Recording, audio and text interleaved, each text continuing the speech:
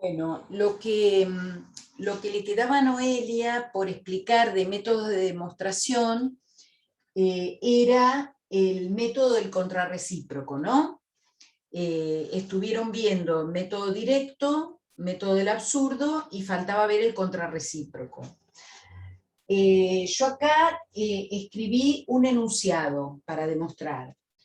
Dice, si el cuadrado de un entero es par, el número es par. ¿Sí? Es decir, que esto podríamos simbolizarlo, bueno, acá yo tendría que poner para todo x, ¿sí? Si x cuadrado es par, x es par. ¿Se entiende? Esta sería la simbolización de ese enunciado considerando el universo de los números enteros. ¿Sí? Ustedes han visto ese tipo de simbolización, ¿no? En mate cero. Sí, profe. Sí, bien. Bueno, entonces, porque esta, digamos, la importancia de los métodos de demostración justamente es cuando tenemos proposiciones universales, ¿no? Cuando tenemos que demostrar que una propiedad se cumple para todos los elementos de un conjunto infinito, porque si el conjunto fuera finito, puedo mirar uno por uno, ¿no? Pero como el conjunto es infinito y el enunciado me dice que todos los elementos cumplen algo, bueno, ahí es donde uno necesita una estrategia de demostración. ¿Mm? Ahora, teniendo este enunciado de esta forma, fíjense que yo quiero mostrar algo de la forma P entonces Q. ¿Sí? Si esto pasa, entonces esto también. Ahora, ¿ustedes saben cuál era el contrarrecíproco de P entonces Q? ¿Se acuerdan de eso?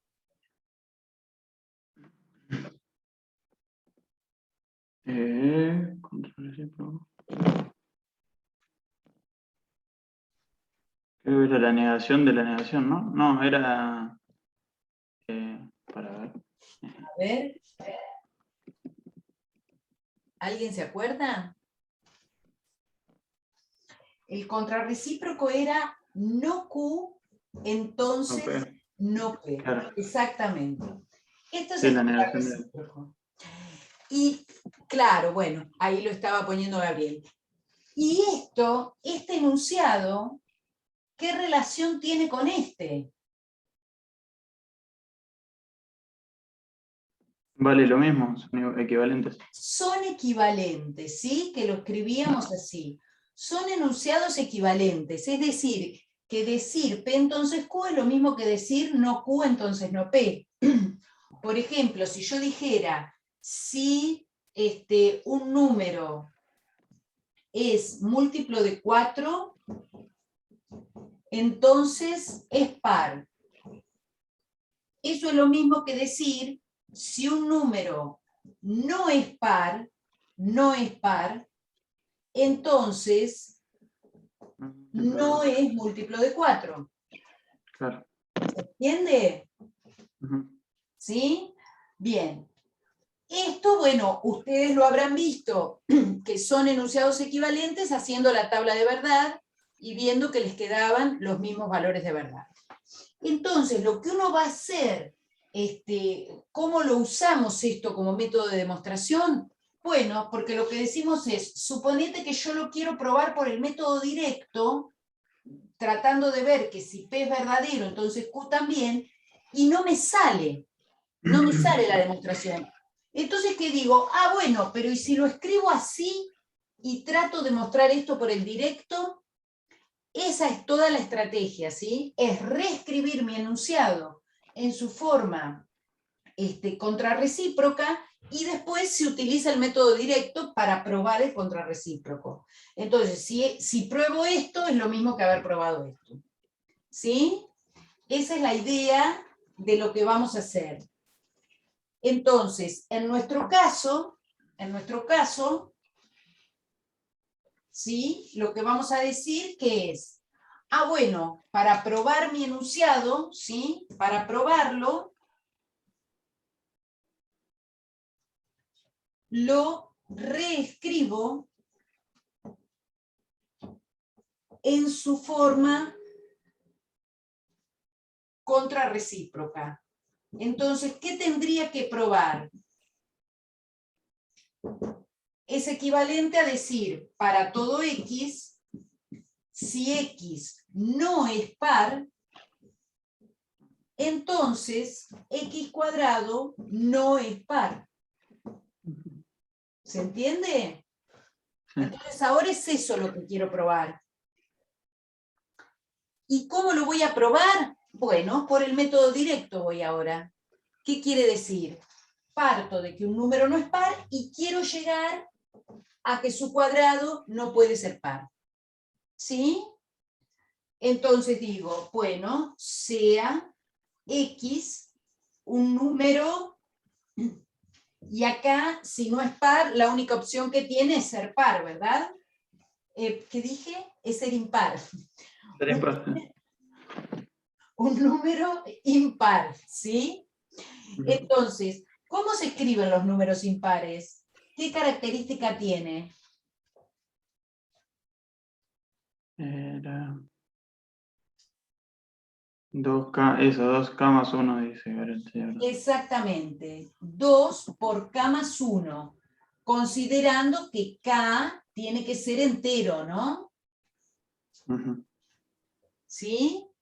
Sí, sí. Bien, 2K más 1. Bueno, entonces supongo que tengo un número que cumple esto. Bueno, pero entonces yo puedo elevar al cuadrado ambos miembros, ¿sí? Y me queda que x cuadrado es igual a 2K más 1 al cuadrado. ¿Bien? Ujú. Y ahora, ¿puedo desarrollar el cuadrado de ese binomio o no? Ya hicimos un montón de cuadrado de binomio, ¿no? Ujú. O sea que esto que nos va a quedar, el primero al cuadrado, es decir, que nos queda 4K cuadrado, más 2 por 2K por 1, es decir, 4K, ¿sí? 2 por 2K por 1, 4K, más el segundo al cuadrado. Ahora, yo no tengo que perder de vista que lo que yo quisiera demostrar es que este número es un número impar. Ujú. ¿Sí? Entonces, ¿qué hago? Bueno, puedo sacar factor común 2 de estos dos términos y me queda 2K cuadrado más 2K y el más 1 me queda, por supuesto, afuera del paréntesis. ¿Sí? Ahora, este número que está acá, por ser suma y producto de números enteros, es un número entero. Digo, M es entero por ser suma y producto de números enteros. ¿Se acuerdan? Eso era lo mismo que decir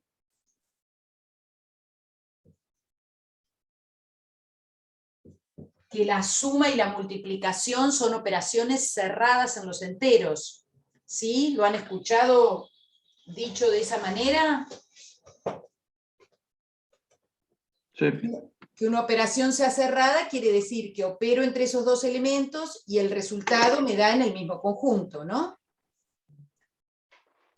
Bueno, entonces, ¿qué pasó? Entonces me termina quedando que x cuadrado es igual a 2 por m más 1. Y m un número entero. Ah, bueno, entonces listo. Entonces x cuadrado es impar. O lo que es lo mismo, no es par. ¿Se entiende? Sí. Entonces, este es un ejemplo de cómo aplicamos el contrarrecíproco para probar un enunciado que, bueno, que puede no salirnos por otro método. Digamos, hay enunciados que pueden probarse con todos los métodos, pero no es que eso pasa siempre, digamos, los métodos existen justamente por eso, porque hay algunos enunciados que no es tan fácil. Si yo acá quisiera probar, fíjense que si yo en este enunciado quisiera probarlo por el método directo, ¿sí? Yo tendría que empezar diciendo x cuadrado es par. Voy a bajar un cachito. Tendría que empezar diciendo, bueno, x cuadrado es par, entonces lo escribo como 2k, ponele, ¿sí? Y ahora yo quisiera saber quién es x, porque yo en el otro dije, bueno, como x tiene una forma, elevo al cuadrado ambos miembros. Ahora, en este caso, como x cuadrado tiene una forma, ¿qué tendría que hacer? Aplicarle raíz cuadrada para saber quién es x. Y si yo aplico raíz cuadrada, acá ponele que me queda, si considero positivo, me podría quedar x, pero de este lado, ¿qué me queda? Raíz de 2k. ¿Y esto qué hago con eso? ¿Sí? Ni siquiera tiene por qué ser, no sé quién es K. Entonces, es difícil que siga por este camino. ¿Se entiende? Entonces, acá es donde digo, bueno, entonces tendría que usar otra forma para poder llegar. ¿Sí? Bien.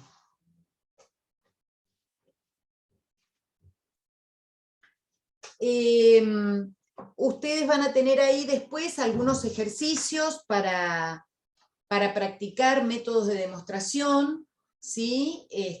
Lo importante es que ustedes, digamos, en adelante puedan seguir el camino lógico de una demostración, ¿sí? Poder hacer algunas demostraciones pequeñas, pero también entender cuando, digamos, porque si no, el problema es que las explicaciones que nosotros damos de métodos, de fórmulas y demás, si no se demuestran, terminan siendo un recetario de cosas fácilmente olvidables, ¿no? Entonces, cuando uno empieza a entender de dónde aparece una fórmula u otra, cómo se deduce algo, es donde, bueno, vamos entendiendo más, ¿sí? Y nos sirve también para pensar nuevas cosas nosotros solos. Entonces, la idea es esa, que ustedes, cuando nosotros les mostramos de dónde salen las cosas, puedan seguir el camino lógico que nosotros hacemos para mostrar determinadas propiedades o resultados. Bueno, hacemos el trabajo práctico, ¿les parece? Y en todo caso después, no sé si o tienen alguna otra pregunta que quieran hacer antes. Profe, ¿me escucha? Sí, sí. Una consulta, no me quedó del todo claro un poquito esto. Entonces, siempre, una vez, por ejemplo, usted me da una proposición, ¿se le dice? ¿Preposición? Proposición. Proposición, usted me da una proposición, en este caso, como por ejemplo, corroborar de que 4 sea un número par, ejemplo, ¿no? Sí. Ahí, o sea, no, 2 es múltiplo de... ¿Cómo era el ejercicio ese que hizo hoy la profesora? El que hizo ella era que si x es par, x al cuadrado es par, ¿o no? O hizo de múltiplos. Me parece que de múltiplos. Si x es múltiplo de 4, ponele, entonces es múltiplo de 2. ¿Esto habrá hecho?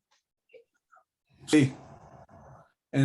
Entonces la profesora agarró y puso P, entonces Q, ¿no? Sí. Con eso solo no bastan, o sea que hay que hacer una demostración para corroborar, o sea, para decir entonces que múltiplo de 4, entonces 2, como por ejemplo la formulita que hizo ahí usted. Claro, digamos, esto es un enunciado. Esto es un enunciado que puede ser verdadero o falso. Por eso se llama proposición. ¿Sí? Es solamente un enunciado. Vos me podés creer porque decís, y sí, más vale, esto ya lo sé, pero en realidad hay que demostrarlo, porque si en vez de tan obvio, yo te puedo decir qué sé yo, que si un número es múltiplo de 21, entonces es múltiplo de 7. Ah, perfecto. ¿Me entendés? Vaya. Ponele que yo te diga eso, es múltiplo de 21, entonces es múltiplo de 7. O te digo al revés, si un número es múltiplo de 7, si x es múltiplo de 7, lo voy a escribir porque esto les va a ser muy útil en lo que sigue. En la parte de conjuntos, ahora esto lo vamos a usar todo el tiempo, miren. Pregunto, ¿cuál de estas dos es verdadera? ¿O las dos? ¿O ninguna?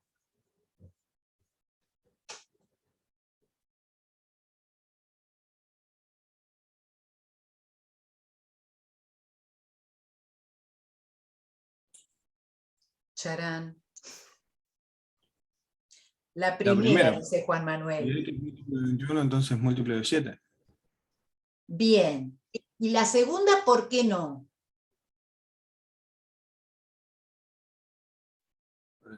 Si x es múltiplo de 7, entonces múltiplo de 21. Ah, no, ni idea, profe. Bueno, pero ven que, porque 14, dice Juan Manuel, ¿qué le pasa a 14? 14 será múltiplo de 7, claro, y no de 21. Bien. Fíjense lo que hay acá atrás. Acá hay lógica, todo el tiempo lógica, ¿eh? Ambas son proposiciones universales, ¿sí? Porque aunque yo no esté diciendo todo número, acá se supone que estamos en el universo de los enteros, ¿no?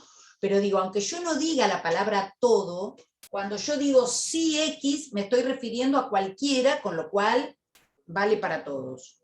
Entonces, si en esta proposición universal yo digo todo entero múltiplo de 7 es múltiplo de 21. Si digo que es mentira, me alcanza con encontrar uno que no lo cumpla. ¿Sí? ¿Eso se entiende? Porque es como decir, si no es cierto para todos, quiere decir que hay alguno que no cumple esto, que es el que nos mostró Juan Manuel, uno de ellos. ¿Bien? ¿Eso se entiende? Perfecto, entonces lo que hizo Juan fue una demostración. Sí, es una demostración. Lo que pasa es que está demostrando que este enunciado es falso en vez de demostrar que es verdadero, bueno, porque no lo es. ¿Sí? Es una Perfecto. demostración. Sí. Cuando tengo que demostrar que un enunciado universal es falso, es lo mismo que decir, y si yo tuviera que demostrar que existen números pares, ¿cómo lo demuestro? Bueno, total es un existencial. Con que yo diga, mira, te muestro al 2, ya está, el 2 es par, por lo tanto es cierto que existen números pares. ¿Sí? Entonces, mostrar que es mentira que todos los enteros cumplen algo es lo mismo que mostrar que hay alguno que no lo cumple. O sea que para el enunciado 2, Juan ya hizo la demostración de que es falso. Ahora, ¿qué pasa con el 1? Bueno, ahí intuitivamente uno dice, es verdadero. Bueno, ponele, pero no me lo creo. ¿Cómo decimos que eso es verdadero? ¿Cómo lo decimos? Bueno, tengo que tener una estrategia de demostración, porque acá yo no puedo mirar uno por uno los múltiplos de 21 porque son infinitos. ¿Sí? Entonces, miren, vamos a mirar este ejemplo cortito y presten, cópienlo porque lo vamos a seguir usando un montón esto. Miren, ¿qué tendría que decir yo? Ah, bueno, tengo que partir, voy por método directo, ¿sí? Por método directo parto de que un tipo es múltiplo de 21 y tengo que llegar a que es múltiplo de 7. ¿Bien?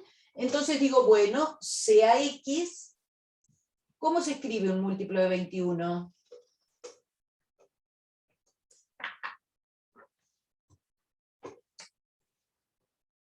Como 21, bueno, 21 no por X, ¿no? Esto acá, cuidado, lo escribo como 21 por K, digamos, ¿sí? Acá no uso la misma letra, ¿eh? Eso tengan cuidado. K, un número entero, así como en estos casos yo planteaba un número impar, X es 2 por K más 1, claro. ¿Sí? No la misma letra. Entonces, bueno, X se escribe como 21 por K. Bueno, pero resulta que 21 también, cada vez que yo pongo esta flechita entonces, esta flechita quiere decir entonces, ¿no? Cada vez que la escribo tengo que tener un justificativo para lo que sigue. Y el justificativo que yo tengo ahora es decir que 21 yo ya sé que es 7 por 3. ¿Sí? Eso ya lo sabemos porque nos aprendimos las tablas en la escuela, ¿no? O bueno, o con la calculadora, aunque sea. ¿Sí? Bueno, ¿y ahora qué más voy a decir? Ahora fíjense que voy a usar un argumento similar al anterior y digo, bueno, pero acá vale la propiedad asociativa y esto lo puedo escribir como 7 por 3 por K. Total no hice nada. Lo único que hice fue asociar que sé que entre los números enteros en la multiplicación lo puedo hacer. ¿Y qué pasa con ese 3K? ¿Qué tipo de número es?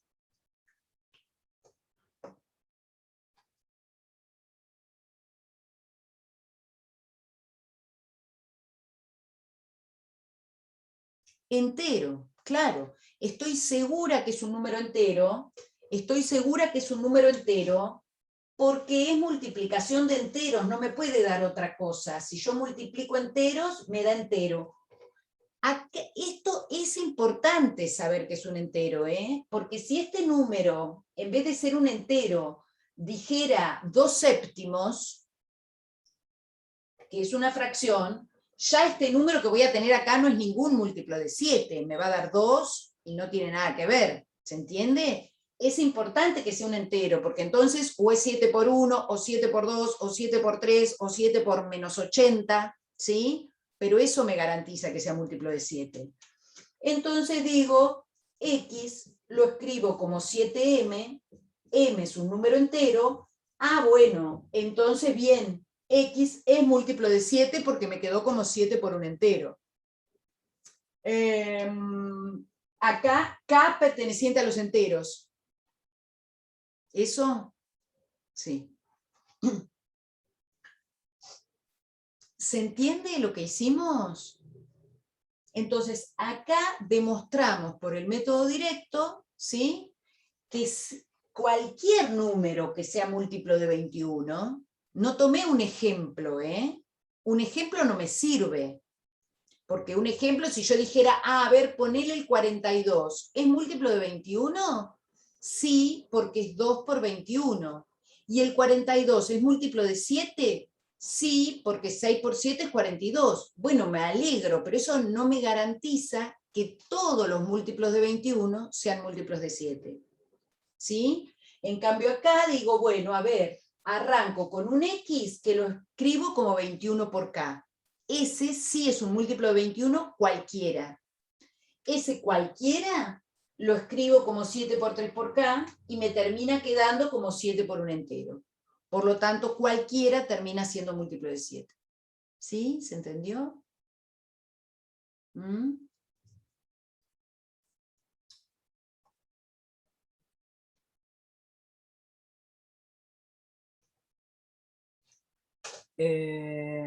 Ahí volvemos, Candela. ¿Para qué miro? A ver. Ay, se me fue. Este es el problema que no veo. Profe, lo que haces entonces es tomar el 3K, eso engloba como un número entero, digamos, y directamente lo suplantás por M. Sí. Entonces, ahí confirmás que si es múltiplo de 21, entonces es múltiplo de 7. Sí. Porque, ok. Ahí, bueno, me queda cortado, pero me parece que alguien estaba preguntando si se probaba por los 3 métodos. No. Dice, te lo leo si querés, profe. Dale, a ver. ¿Hay alguna forma de saber por qué método iniciar la demostración o vamos probando los 3 métodos? En general, uno empieza por el método directo, ¿sí? Eso es lo que uno empieza haciendo. Y ahí es donde uno dice, bueno, si no me sale por el directo, me fijo o contrarrecíproco o absurdo. Después, qué sé yo, sí, como a uno le resulte más natural, pero es cierto que la parte de demostraciones es difícil, no es que, enseguida me doy cuenta de lo que tengo que hacer. De hecho, ustedes saben que todos los enunciados que no están demostrados todavía se llaman conjeturas. Y son enunciados que ha formulado gente que hace investigación que dice, para mí esto debe pasar, pero no le encuentro demostración. Y están años tratando de demostrarlo. De hecho, el último teorema de Fermat estuvo más de 300 años sin ser demostrado. ¿Saben cuál es el último teorema de Fermat?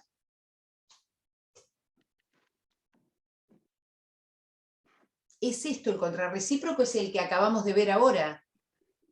O vos entraste tarde, Juan Manuel, capaz.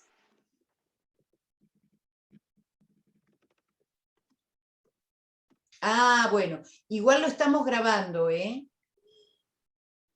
Bueno, igual lo estamos grabando, ahora después lo subimos.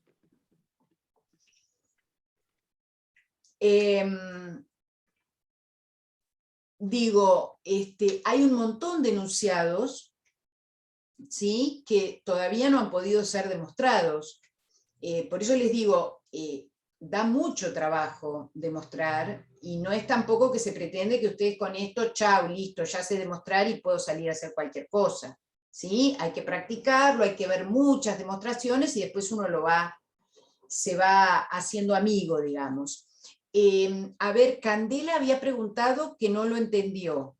A ver, ¿alguna parte en especial o lo repasamos, Candela?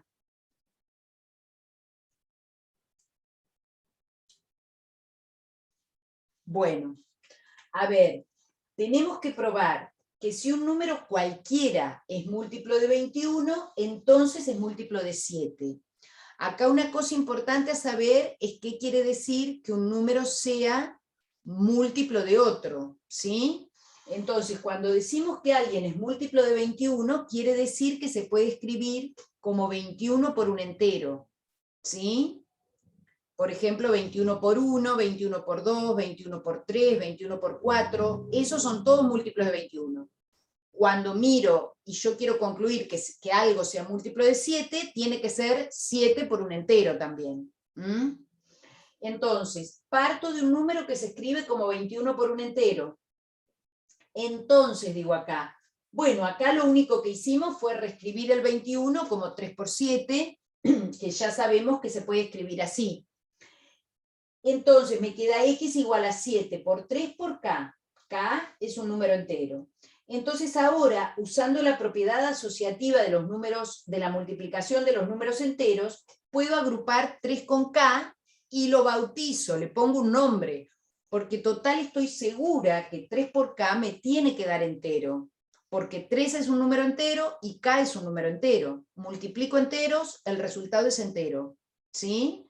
Entonces, seguro a esto lo bautizo m y digo, bueno, listo, entonces tengo que x es 7 por un entero. Y entonces me queda que efectivamente ese mismo x del que partí es múltiplo de 7. ¿Sí? No, es el directo. Esto lo mostré por el directo, ¿eh? Esto lo estamos mostrando por el directo, Juan. No, por eso por ahí te hiciste lío. Sí. No, porque alguien había preguntado por un enunciado que puso Noelia. No, esto está por el directo.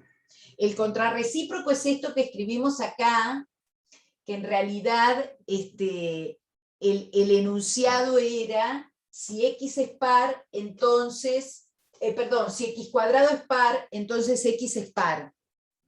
Y el contrarrecíproco, no sé si se alcanza a ver allá arriba, ¿sí? Es este enunciado, de escribirlo como no Q, entonces no P. Si tengo algo de la forma P, entonces Q. ¿Y ahí cómo se demostraría, profesor? Está bien. ¿Cómo, perdón? Ahí, ¿cómo se demostraría en el contrarrecíproco? ¿Qué método de demostración utilizarías para hacer eso? Sí. En este lo que hicimos, o sea, porque lo que dijimos es, el contrarrecíproco lo único que hace es reescribir mi enunciado. Después ese enunciado lo demuestro por el directo. ¿Sí? Yo tenía x cuadrado par, a ver, para que no se vea ahí. Yo tenía x cuadrado es par, entonces x es par. Y dije, lo reescribo usando el contrarrecíproco como x no es par, entonces x cuadrado no es par. ¿Se entiende eso hasta ahí? Que esta es la reescritura de mi enunciado usando el contrarrecíproco. Es un enunciado equivalente. Y ahora esto se muestra por el directo. ¿Sí?